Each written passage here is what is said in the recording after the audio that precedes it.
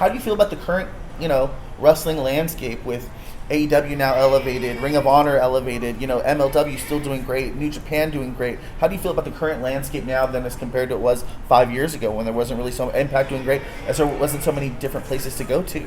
I mean, you've stayed up top, don't get me wrong, you've been able to go around, but the wrestling landscape getting bigger, better, how do you feel about it?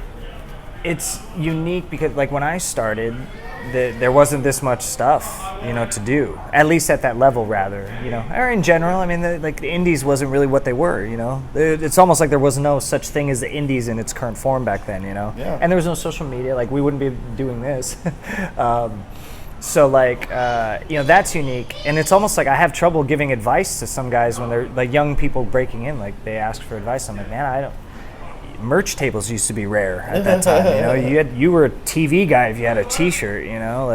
So it's different now, but it's different in a great way because now there's a lot of opportunities. And I remember it's like a 2-horse race. When I first started, I'm old enough that when I first started, I could have been in the first cruiserweight division, the original one. And so I remember thinking, like, man, I need to gain some weight, get a little older, and I better try really hard because I got 2 places to go in this country, and that's it. Ring of Honor didn't exist. Impact didn't exist. It was WCW and WWF, and ECW maybe, but like that was like a weird. Folding. That was a weird place like to consider going to because you kind of didn't know how to navigate that. So you really had 2 goals to set here, and then for me, like I always wanted to go to New Japan, and then there was that or like CMLL, maybe AAA. There wasn't much, and those ones because again lack of social media. Facebook, all this stuff didn't exist. So you didn't, like, how do you even, like, try to get to Tokyo or to Mexico? Like, how do you how do you network that? You just better hope you meet one of those guys, in a locker room someday.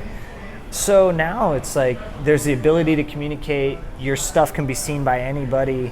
And there's so many places you could land. I mean, there's so many teams you could play for now. And one of the best things for me now is that I get to play for a lot of teams. I got 4 different jerseys I could wear. Yeah. So that's great. But, I'm really looking forward to, like, kind of laying deeper roots in New Japan now that I'm able to come back. Before I went to WWE, I wanted to go back to New Japan. So I feel like I took a 3-year detour and then, went back. So.